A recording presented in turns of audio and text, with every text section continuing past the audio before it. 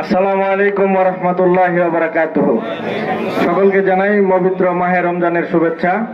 সকলকে অসংখ্য ধন্যবাদ যে আপনারা এই কষ্ট করে রমজানের শুরুর দিন এসে আমাদের এই রমজানের স্বাগত র্যালিকে সার্থক করেছেন।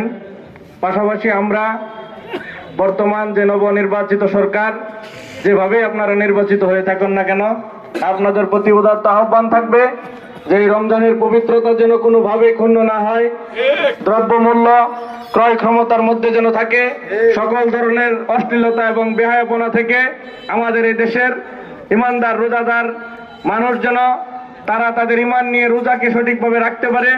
পাশাপাশি বাংলাদেশে যেন কোনো এই রমজান মাসে বিশেষ করে কোনো ধরনের ইসলাম বিরোধী তৎপরতা মাথা চারা দিয়ে উঠতে না পারে, সেই দিকে আমরা এই নতুন নবনির্বাচিত সরকারের কাছে উদাত্ত আহ্বান রাখবো।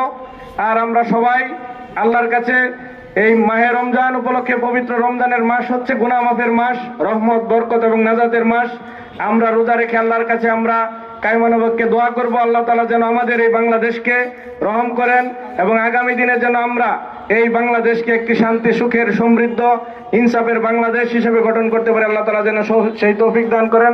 সকলকে অসংখ্য ধন্যবাদ। আসসালামু আলাইকুম ওয়া রাহমাতুল্লাহি ওয়া বারাকাতুহু। এ পর্যায়ে আজকের এই র্যালির সমাপ্তি ঘোষণা করবেন বাংলাদেশ জামায়াত ইসলামী হালুয়াঘাট উপজেলা শাখার সংগ্রামী আমির জননেতা মুআজ্জম হোসেন মাস্টার সাহেব।